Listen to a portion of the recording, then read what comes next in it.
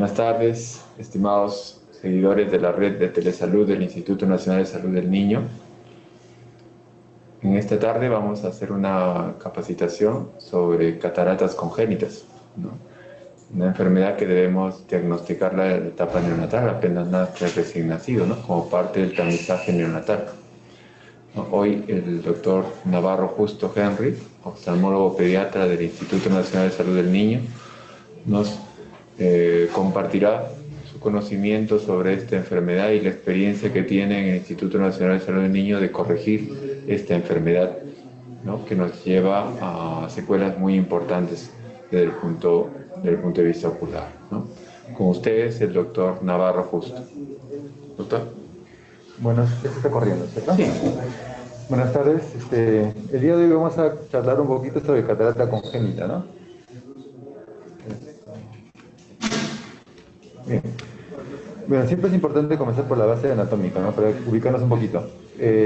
Conocemos que el cristalino es una lente, ¿no? Biconvexa, una convexidad anterior y una convexidad posterior, que, bueno, en un adulto mide aproximadamente 10 milímetros de diámetro, ¿no? Obviamente en un niño mide 9 milímetros, dependiendo del caso. Es un lente, obviamente incoloro, es un lente transparente y es un lente flexible, ¿no? Y también tiene la característica de ser avascular, ¿no? Por eso su transparencia. Este cristalino o este lente se va a conectar o se va a sostener en el ojo mediante estos ligamentos, ¿no? Que son unos ligamentos, digamos, flexibles, que son conocidos como la zónula, ¿no? El cristalino, bueno, en la etapa fetal se nutre fundamentalmente de una túnica vascular, ¿no? Y ya cuando el ojo se desarrolla, esta túnica vascular regresiona y se va a nutrir fundamentalmente del humor acuoso y del humor vítreo. Y este es el cristalino, ¿no? Este es el que se opacifica formando la catarata. Embriológicamente, el cristalino, digamos, va a derivar pues, sobre todo lo que es de la vesícula óptica, ¿no? Que se forma más o menos a partir del neuroectodermo, hablando embriológicamente, y este neuroectodermo va a entrar en contacto con el ectodermo superficial y va a formar una placa, ¿no? Que es la placoda cristaliniana. A partir de esta, entre la cuarta y quinta semana se invagina y va a formar el esbozo del cristalino, ¿no? Este cristalino va a constar tanto de una cápsula, digamos, anterior, que es esta, y una cápsula posterior, que es esta. Delante de la cápsula anterior vamos a tener unas células epiteliales, ¿no? De las cuales van a, digamos, originar las fibras lenticulares, ¿no? Que más o menos llegando al ecuador se van a alargar y van a comenzar a llenar, pues, este saco, ¿no? En esa disposición. Entonces, ya conociendo un poco sobre el cristalino, vamos a definir la catarata congénita como aquella opacidad del cristalino que se va a presentar en el nacimiento o en los primeros 3 meses de vida extrauterina. Esta catarata puede ser de tipo progresiva y puede afectar a uno o ambos ojos, no puede ser unilateral o bilateral. Entonces, tenemos que este tipo de catarata congénita es la responsable de cerca del 10% de baja visión a nivel mundial, ¿no? Estas cataratas pueden ser aisladas, o sea, presentarse, digamos, de forma aislada, ¿no? Digamos, ser autosómica dominante, recesiva, o incluso ligada a cromosoma X, ¿no? O también formar parte de un trastorno sistémico, sindrómico, muchas veces. Puede ser de tipo congénita o adquirida, ¿no? Por ejemplo, la traumática. También puede ser hereditaria o esporádica. Como mencioné, puede ser unilateral o bilateral, puede ser una catarata parcial, ¿no? Que no involucre mucho, digamos, el compromiso del eje visual, o puede ser total. Puede ser una catarata estable durante mucho tiempo o puede ser también de curso progresivo. La incidencia aproximadamente se habla de 1 a 6 casos por cada 10.000 nacidos vivos, ¿no? Aquí en el instituto particularmente nosotros lo vemos, digamos, de forma muy frecuente, ¿no?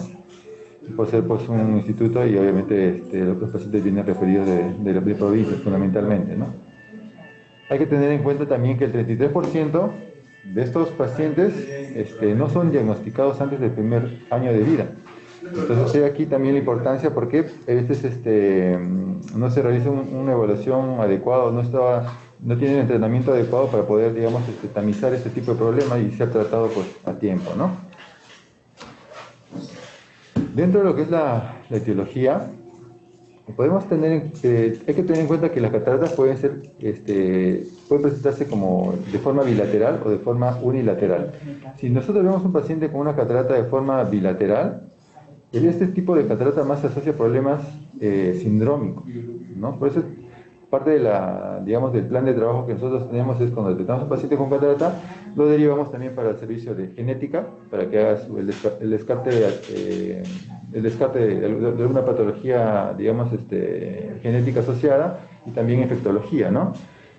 Ya que más o menos, por ejemplo, alrededor del 3% de estos pacientes con catarata, alrededor del 3% de estos pacientes con catarata bilateral se asocia a enfermedades infecciosas como el TORCH, ¿no?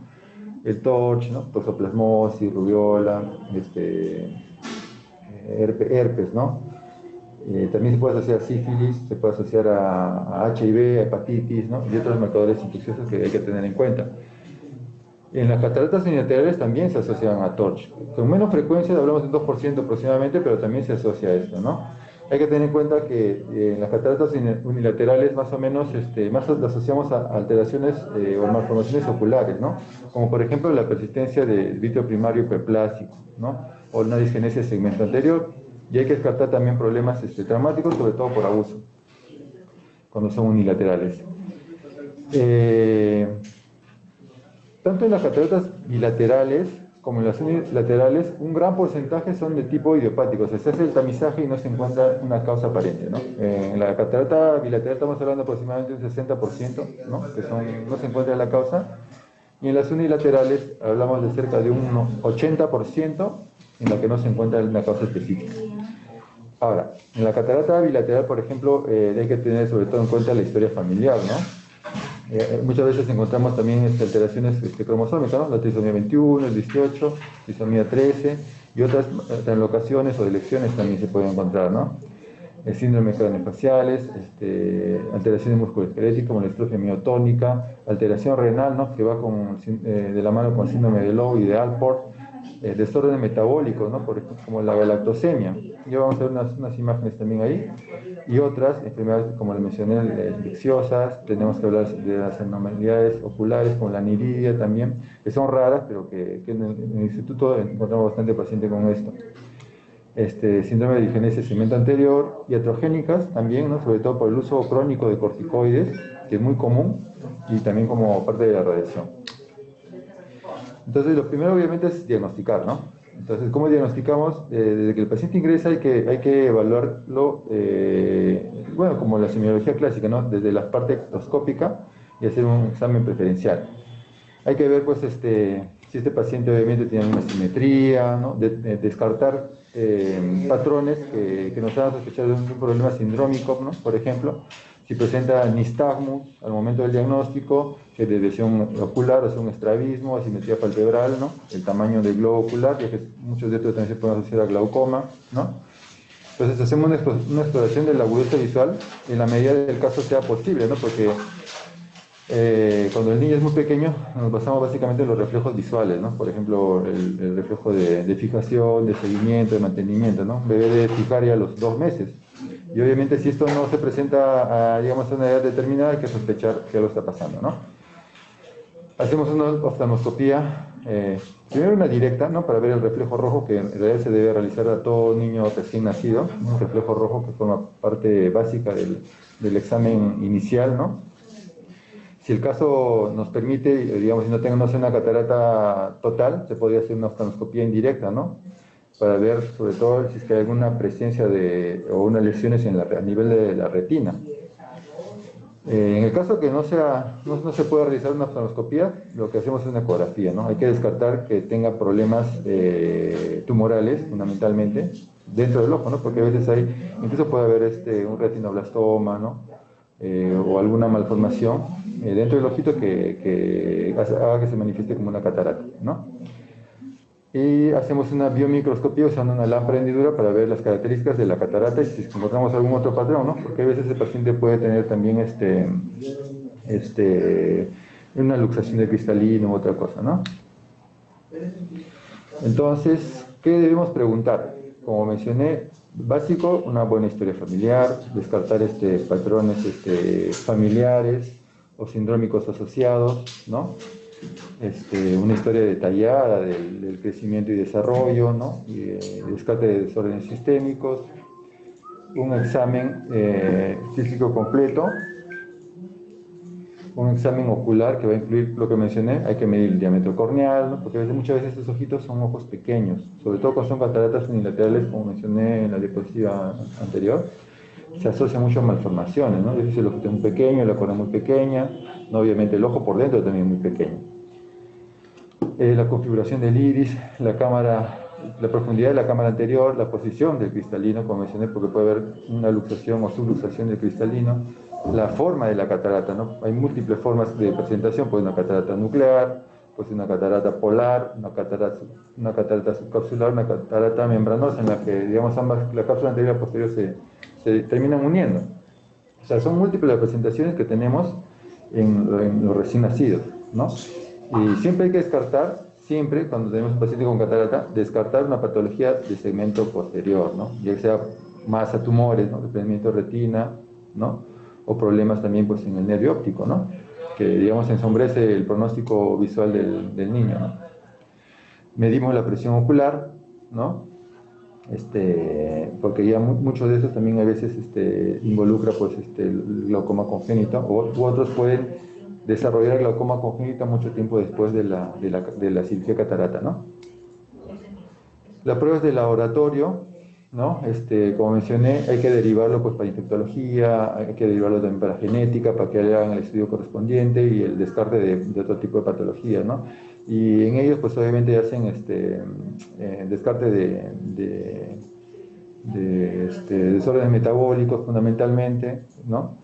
Descarte de problemas infecciosos, sobre todo el TORCH, ¿no?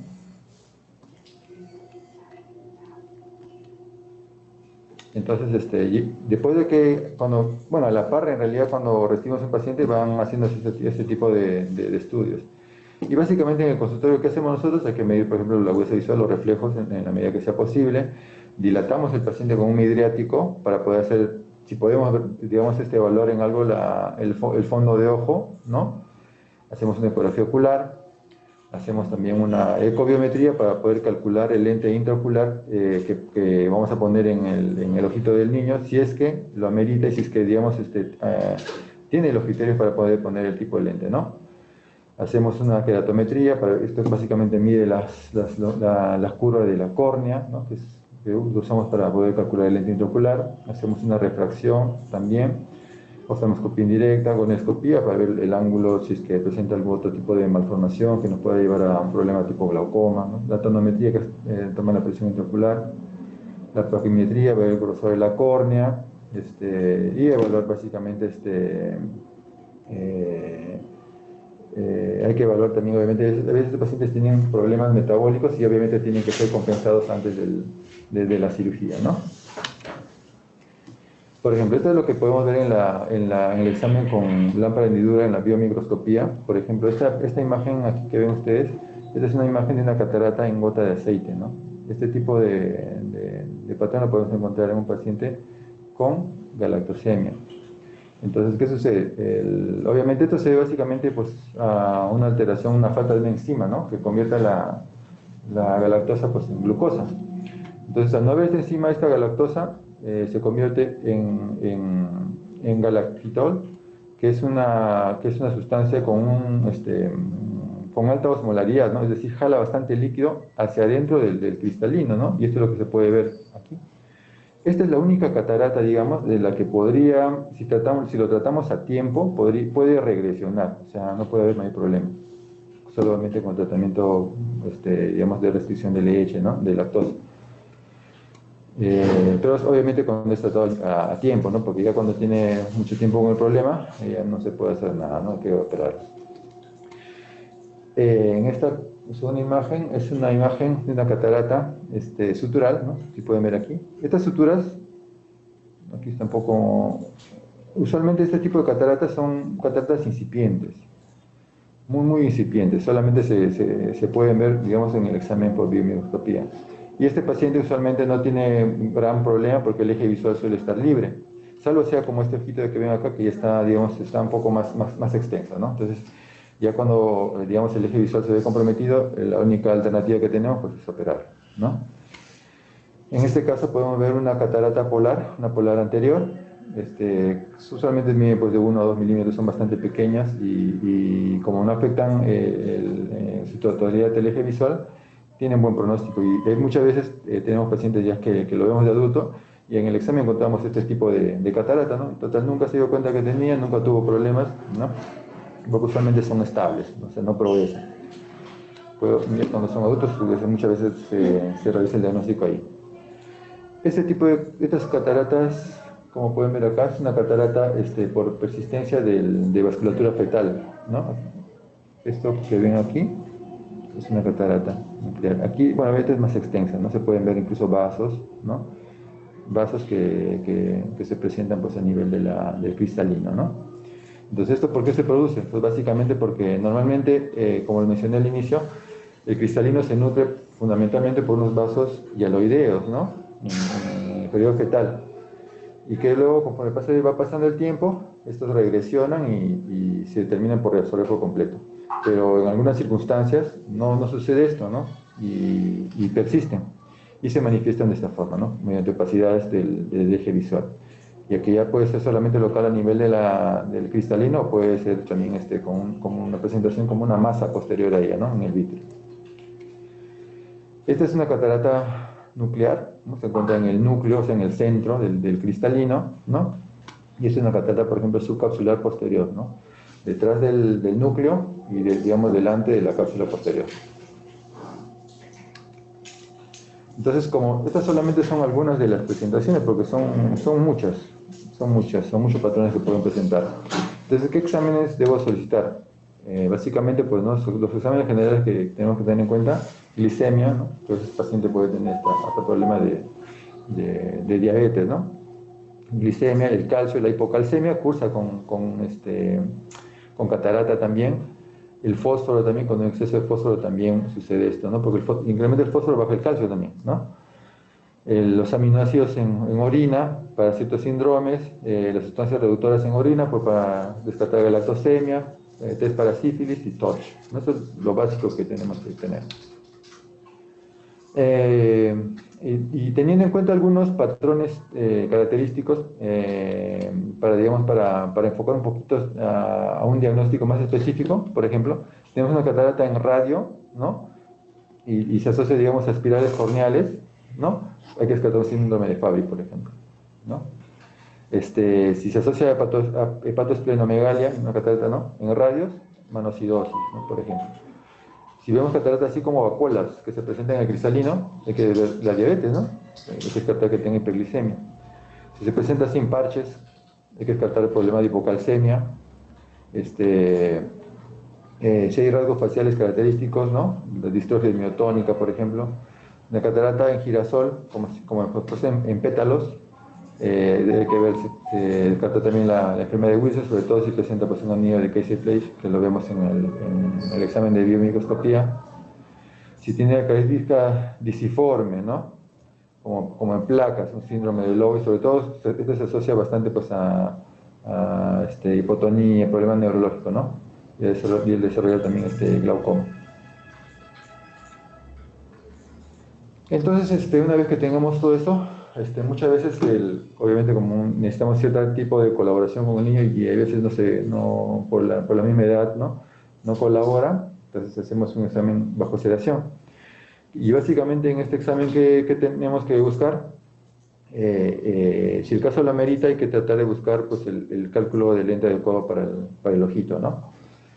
Entonces tenemos en cuenta que la biometría, ¿no? Básicamente que es medir la longitud axial, ¿no? Y en base a la longitud axial, y teniendo un parámetro más que es la queratometría, que es el radio corneal, mediante cierta forma se logra terminar el cálculo del lente que va a requerir el niño, ¿no? Tengan en cuenta que, por ejemplo, un niño de una semana de vida tiene una longitud axial promedio de 17 milímetros, ¿no? Y un niño ya a los 5 años de 23 milímetros. O sea, más o menos el tamaño del ojo, la longitud axial, más o menos entre el tercer y cuarto año ya tenemos casi un tamaño de adulto en realidad, ¿no? Porque el tamaño adulto es promedio de 24 milímetros, ¿no?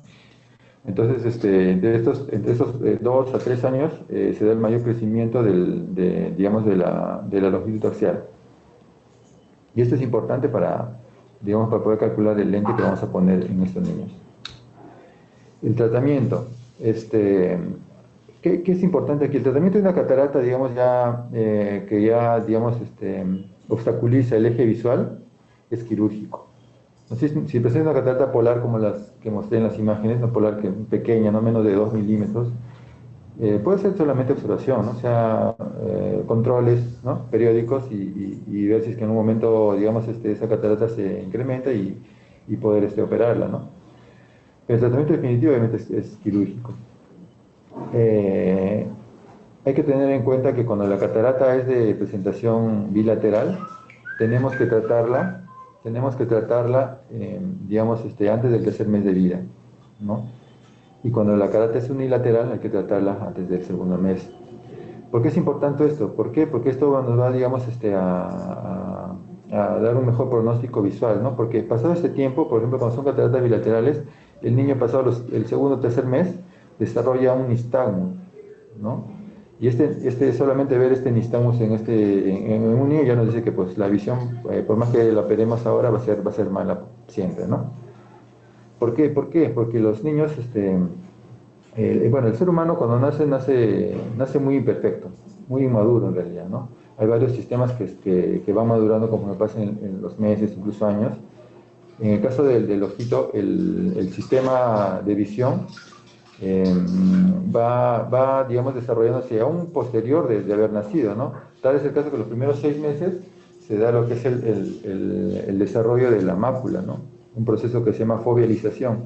Y este proceso de fovealización solamente tiene como único estímulo la luz, ¿no? Entonces, a causa, digamos, de la luz, comienza a madurar esta parte de la retina. Obviamente, al tener una catarata no hay este estímulo y no se desarrolla, no se desarrolla en el tiempo crucial para que, digamos, el ojito pueda tener una visión normal, ¿no? Por eso es importante detectarlo temprano y tratarlo también temprano. Entonces, ¿qué consideraciones vamos a tener para el tratamiento quirúrgico? Obviamente, como ustedes, como es evidente, ¿no? El ojo de un niño es un ojo mucho más delicado, ¿no? Si el ojo de un adulto es delicado, imagínense el de un niño, ¿no? Que obviamente tiene estructuras más pequeñas, tiene estructuras más delgadas, ¿no? Hay una rigidez escleral más baja, ¿no?, en comparación con la de un adulto, ¿no? Es más elástica, ¿no? El niño inflama mucho, ¿no? Lo que no sucede en un adulto, un niño inflama demasiado, ¿no?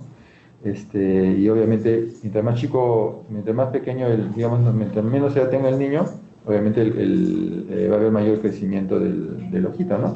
Como les mencioné, el ojo alcanza su tamaño total casi a los 3 años, ¿no? Obviamente, te hablo de niños que estamos operando pues a los 3 meses, 4 meses de edad, ¿no? Dependiendo del momento que nos llegue. Y esta parte es importante, ¿no? El crecimiento refractivo. Como les mencioné al inicio, la longitud axial del ojito pues mide 17 milímetros, ¿no?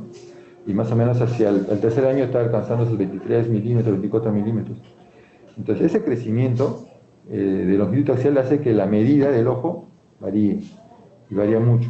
Entonces, cuando hay criterio para poner un lente, y digamos nosotros tengamos que poner un lente, tenemos que hacer una proyección, ¿no?, del lente que vamos a poner, ¿no? Y en base a qué está la proyección, pues en base al crecimiento de la longitud axial.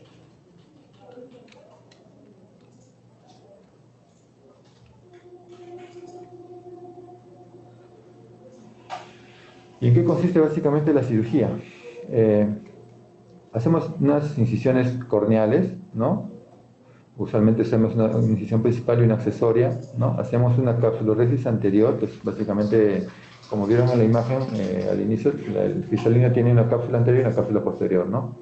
Entonces la cápsula anterior, con un cistótomo hacemos es como una ventana en la que se hace, ¿no? Aspiramos el contenido cristalino porque un niño el contenido es bastante blando, ¿no? En comparación de un adulto que es un cristalino duro que requiere otro tipo digamos, de manejo, ¿no? Entonces, una vez que hacemos esto, si es que el paciente amerita, se le pone un lente intraocular, ¿no? Dentro del saco, o sea, es como una bolsita la que se pone. Posterior a esta hacemos una capsulodesis posterior, o sea, hacemos una ventanita en la parte posterior y hacemos una vitrectomía anterior. ¿Y por qué hacemos esto? Porque, como les mencioné, los niños se inflaman tanto que esta cápsula posterior se opaca al cabo de unos meses. Entonces, si el niño tiene menos de 4 años, hacemos la vitrectomía en todos los niños sin excepción, ¿ya? Y luego hacemos la sutura de los portos, del puerto principal, o hidratación. Lo importante es dejar hermético el ojo, ¿no? Por ejemplo, esta es una cirugía que hicimos acá, ¿no? Solamente para que lo vean en qué consiste básicamente. No corre.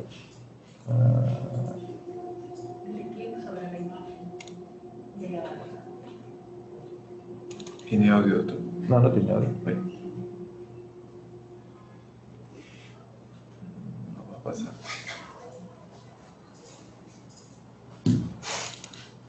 ¿Dura mucho, doctor? No, así es. No va a dar. ¿No corre? Tendríamos que pasarlo a esta computadora. No, aquí creo que lo tengo en el ¿usted ve?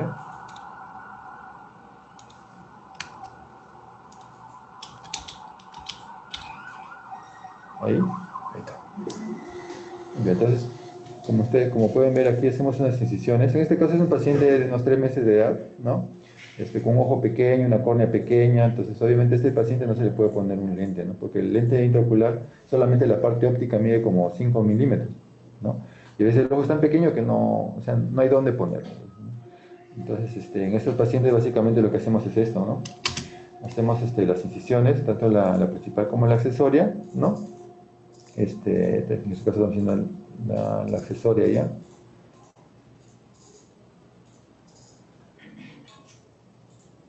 Este es un ojo pequeño, se dan cuenta, la pones bastante pequeño. Teñimos con azul de tripán, que es un colorante especial para poder teñir la cápsula anterior, ¿no? Para poder visualizar la cápsula anterior. Lavamos con una solución salina balanceada y ponemos un viscoelástico, ¿no? Que es una sustancia, digamos, que nos permite, que nos da un espacio para poder trabajar. Ponemos un cistótomo y cortamos la cápsula, ¿no? Básicamente para poder abrirla, porque como mencioné, la cápsula es muy, muy elástica. Entonces, metemos esta pinza que es una utrata para poder hacer la ventanita que les había mencionado, ¿no? Se hace la ventanita acá, cosa que queda como un círculo, ¿no? Un pequeño círculo aquí.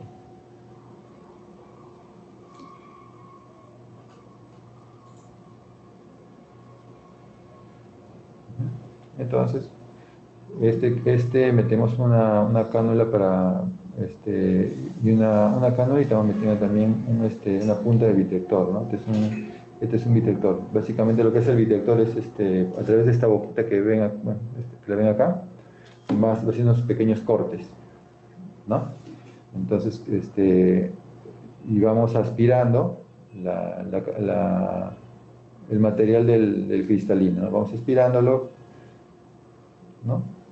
Terminamos de aspirarlo, hacemos una capsulotomía posterior y hacemos una vitrectomía. Aquí tenemos haciendo la vitrectomía ya, ¿no? La vitrectomía, y finalmente sellamos las incisiones y se acabó la cirugía, ¿no? En este caso no se puso lente porque obviamente es un paciente bastante pequeño y tenía el ojo, el diámetro corneal muy pequeño también, ¿no? Ahora,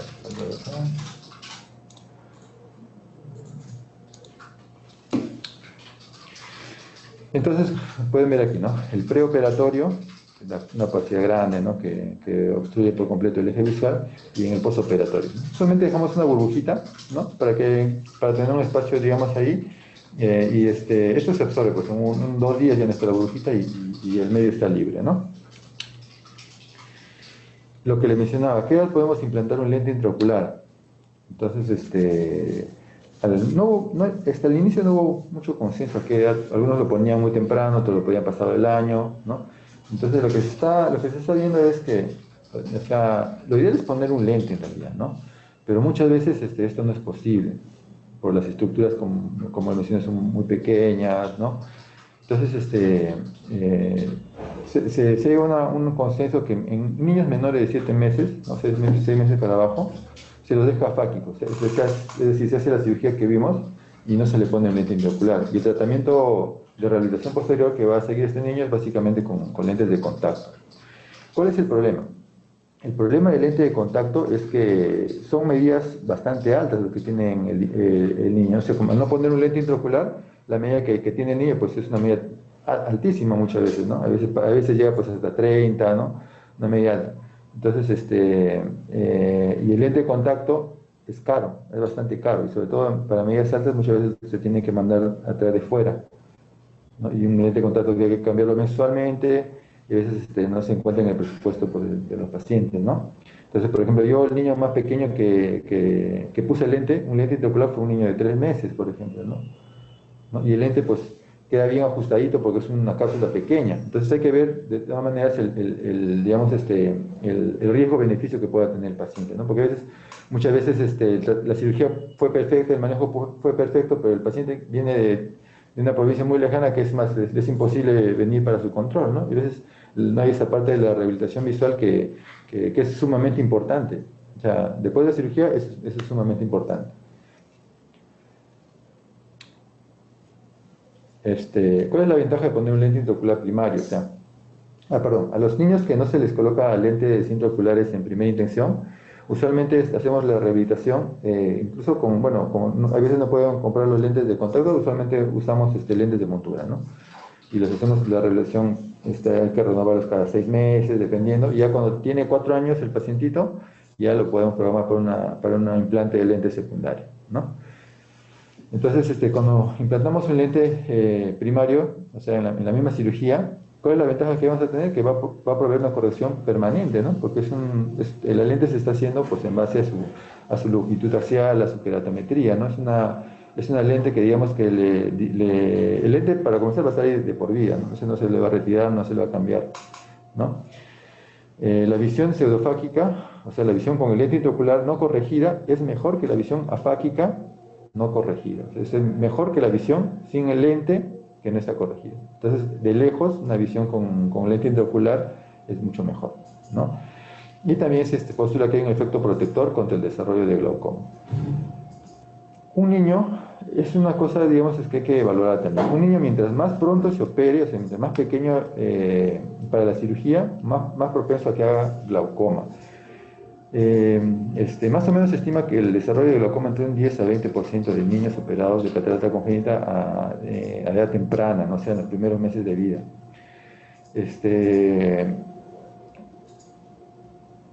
Ahora, por otro lado, mientras más tardío, la cirugía hay mayor protección para el glaucoma, pero también hay disminución digamos, del pronóstico visual, ¿no? O sea, es una cosa que, digamos, hay que encontrar un punto medio para poder, digamos, poder realizarlo, ¿no?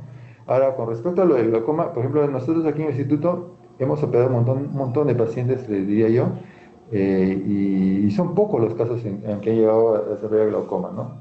Más se podría asociar incluso a otro tipo de disgenesia, ¿no? ¿Qué poder de lente intraocular vamos a usar? Como les mencioné, esto depende mucho de la edad del paciente. Por ejemplo, si el niño tiene 3 a 6 meses y le vamos a poner un lente intraocular, usualmente reducimos 8 dioptrías del poder total obtenido. Digamos, le sacamos un cálculo de lente y digamos nos saca un 30 de poder, entonces estaríamos poniendo un 22 más o menos, ¿no? Más o menos a los 4 o 5 años ya le podemos dejar un lente, digamos, con la medida total, ¿no? Bueno, eso hace referencia básicamente a lo que les mencioné, que el ojito del niño va a crecer sobre todo los primeros años de vida, ¿no? Los primeros, como menciona este artículo, hasta el año y medio de vida, el ojo, digamos, sufre un cambio miópico de 0,35 dioptrías por mes, ¿no? O sea, hasta el año y medio de vida se da el crecimiento pues, más evidente, ¿no? Más marcado en los niños. Y después del año y medio hace cambio de una dioptría por año, ¿no? Eso es importante, ¿por qué? Porque de esto depende también pues, el número de lente que vamos a poner, ¿no? En el niño. ¿Qué tipo de lente utilizamos? Utilizamos lente acrílico hidrofóbico, ¿no? Que se ha visto pues, que es más biocompatible, genera menos respuesta inflamatoria, ¿no? Como les mencioné, que es el principal problema pues, en los niños, porque ellos se inflaman mucho, ¿no? Y tiene menor tasa de opacificación, ¿no? Al generar una respuesta inflamatoria, obviamente se opacifica, ¿no? Pero en este tipo de lente no, es menor la respuesta inflamatoria. El seguimiento que le vamos a hacer al niño, usualmente después de operar, pues lo vemos al siguiente día. Después, si todo está bien, al mes estamos pidiendo un examen dormido, en caso no colabore, ¿no? Para poder tomar la presión intraocular, hacer un examen de fondo de ojo, poder retirar el punto corneal que pusimos al final de la cirugía y refractarlo, ¿no? Nosotros más o menos a la semana de operado, usualmente le hacemos un examen despierto, ¿no? Para darle digamos, ya sea los anteojos, ¿no? Para que pueda iniciar la rehabilitación. La rehabilitación hay que iniciarla lo más pronto posible, ¿ya? Y en los controles sucesivos vamos a ir obviamente corrigiendo otras cosas, ¿no? Y en el seguimiento del primer año se puede hacer cada 3 meses o 4 meses. Como lo mencioné también, la opacificación del eje después de la cirugía puede ocurrir hasta en el 37,9%, ¿no? ¿Y cómo podemos tratar esto? Haciendo una buena vitrectomía anterior, ¿no? Dándonos los antiinflamatorios, digamos, con más frecuencia, ¿no? Hay formas para poder manejar esto. ¿Y cuáles son las complicaciones que podemos tener? Una, la hipotonía, que es rara en realidad, la uveitis post cirugía, sobre todo en unos pacientes cuando tienen problemas, por ejemplo, como la rubiola, ¿no? La rubiola congénita puede generar catarata. Entonces se ha visto que muchas veces que estos virus incluso pueden permanecer dentro del cristalino, o sea, dentro de la catarata. Entonces, una vez que se opera, obviamente partículas de virus salen y generan una respuesta inflamatoria muy severa, ¿no? Encarcelación vítrea, o sea, el vítreo es como una especie de gelatina que está dentro del ojo, que hay que, digamos, hacer una limpieza total para que no quede restos, y para que no quede restos y este vítreo no pueda, digamos, ponerse en los puertos de entrada de la herida quirúrgica. Hemorragia vítrea, sangrados, ¿no? Desprendimiento de retina, desprendimiento ciliocoroideo y glaucoma. Como le mencioné, estas complicaciones están descritas, pero son bastante raras. Son muy raras que se presenten. Es un niño que tenía con una válvula, ¿no? Por glaucoma. ¿Y cuáles son los problemas a los que nos enfrentamos? Básicamente, pues, uno, el diagnóstico tardío, ¿no? La referencia tardía, ¿no? Obviamente el abandono del seguimiento por parte de los padres, ¿no? Que se ve, y por el bajo cumplimiento de la rehabilitación visual, incluso el tratamiento postoperatorio, ¿no? Porque muchas veces nosotros dejamos indicado, ¿no? al familiar, por ejemplo, un antiinflamatorio que hay que aplicarle cada 2 horas, y el paciente dice, no, le estoy aplicando muy seguido, ¿no? Y le aplica una vez al día o a veces ni le aplica. Entonces al final el paciente que viene con un problema inflamatorio, con otro problema, ¿no? Y eso sí es frecuente. Entonces parte de eso también es educar, ¿no? al papá o a la mamá para que puedan cumplir estrictamente el tratamiento que se está poniendo. Y básicamente pues vemos esto, ¿no? Por ejemplo, este es un niño, no se ve muy bien aquí en la imagen, que tiene una catarata de este ojito, ¿no? Es el día que se operó, y al día siguiente pues queda muy bien, ¿no? O sea, con una pequeña hemorragia que se absorbe en la primera semana y solamente quedaría con su rehabilitación visual. Y esto es lo que debemos de apuntar, ¿no? O sea, de realidad de poder tratarlo a tiempo, ¿no? Y así brindarle un mejor, digamos, pronóstico visual. Bueno, eso es todo. Gracias. Muchas gracias, doctor Henry. Eh, Tal vez mientras están planteando acá las preguntas nuestros seguidores de la red de telesalud, ¿no? Les invitamos a plantear sus preguntas en el chat para poder plantearle al doctor Henry sus interrogantes. Pero tal vez una pregunta general, ¿no? El tema de frecuencia, ¿no? ¿Qué tan frecuente es en población general, en nuestra población peruana y en nuestra institución esta patología, ¿no? ¿Cómo lo vemos nosotros? ¿Con qué nivel de frecuencia? Si bien se describen pues, que son casos, digamos, esporádicos, ¿no? Obviamente aquí en el instituto lo vemos bastante seguido porque es un instituto de referencia, ¿no?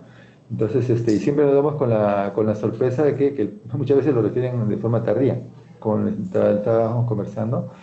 ¿Por qué? Porque a veces no hay entrenamiento, ¿no? O del personal que, digamos, lo recibe por primera vez, porque parte del tamizaje, ¿no? Neonatal está el descartar catarata, ¿no? Descarte de catarata.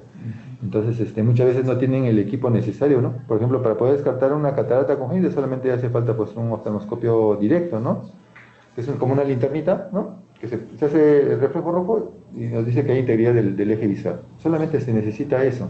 Y básicamente ese examen toma un par de segundos y se acabó. Pero muchas veces por la falta del implemento no se realiza. No solamente, imagínense que a veces en hospitales grandes no cuentan el servicio con eso, imagínense los hospitales pequeños, los hospitales de provincia. Y a veces viene ¿no? El paciente que ha sido visto ha tenido consulta de pediatría, ha tenido consulta de X servicios y nos viene al año. ¿Por qué? Porque tiene un movimiento de nistagmus. Entonces lo examinamos y tiene una catarata bilateral, ¿no? Que nunca ha sido visible. Exacto. Entonces, básicamente, parte, digamos, de las capacitaciones son, pues, ¿no? Digamos, prepararlos también para esto, ¿no? De alguna forma hacerlos conscientes, ¿no? Y poder detectarlos a tiempo, poder derivarlos también a tiempo, ¿no? El reflejo rojo. El reflejo rojo. El reflejo rojo, que con una linterna, desde que nace, el médico debe ser capaz de diagnosticar la catarata, por lo menos la severa, que es lo que nos han mostrado las imágenes, ¿no? Aunque hay algunas que sí estaba viendo que son muy difíciles de diagnosticar, es así, no, pero requeríamos entrenamiento.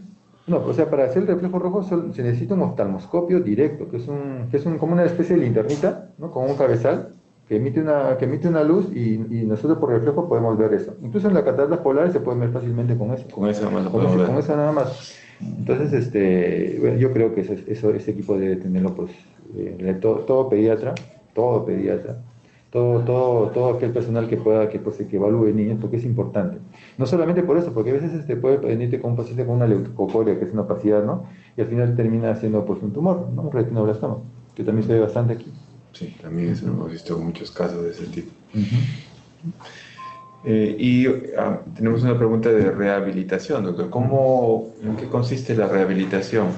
O sea, primero, después de la cirugía, pasamos a una etapa importante, que es la rehabilitación visual. Entonces, como mencioné, digamos, cuando es un niño muy pequeño y no podemos ponerle lente intraocular, entonces lo ideal sería que el niño opte por un lente de contacto, porque son medidas altísimas. Como tiene un cristalino, son medidas pues, que estamos hilando pues, del 23 para arriba, más 23, ¿no? Más 23, más 24, 25, son medidas altas. Entonces son lentes especiales que se tienen que hacer. O sea, y la mejor sería pues un lente de contacto, ¿no? Que son, obviamente, y eso no se producen acá, hay que traerlo de fuera, ¿no? Y es que son costosos, a veces el paciente no puede costear eso. Entonces, otra cosa por lo que optamos es por los lentes de montura, ¿no? Los lentes de montura, o sea, el detalle cuál es, hay que potenciar la visión que le queda, ¿no? Hay que ir potenciándola, ¿por qué? Porque, como mencioné, si es un niño pequeño de 3 meses que se opera, entonces recién está madurando la parte visual en ese niño. Entonces, al quitar el hecho solamente de quitar la catarata hace que ese ojito se desarrolle, ¿no? Comienza el desarrollo. Entonces, le ponemos el lentecito y comienza, pues, digamos, la visión comienza a ir mejorando progresivamente y tenemos pacientes, digamos, que han sido operados y quedan con excelentes resultados, ¿no?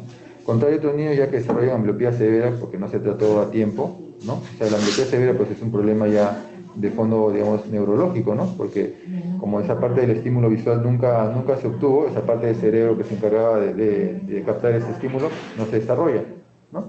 Entonces, por más que se opere, digamos, más adelante se ponga el lente intraocular, lente de contacto, no quedan como en eso, quedan con una miopía profunda, de por vida, ¿no?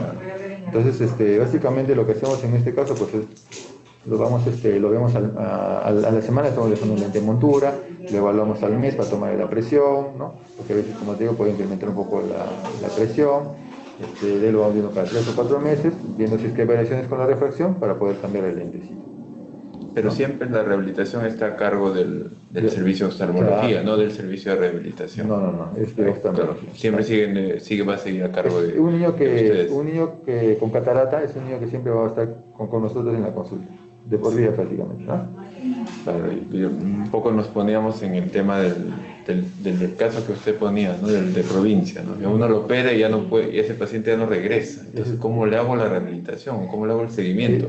Y ahí, bueno, acá también nosotros hacemos la teleinterconsulta. Entonces nosotros podríamos también desde acá asesorarlos. Si hubiera un oftalmólogo en el otro lado, para que lo pueda hacer el seguimiento.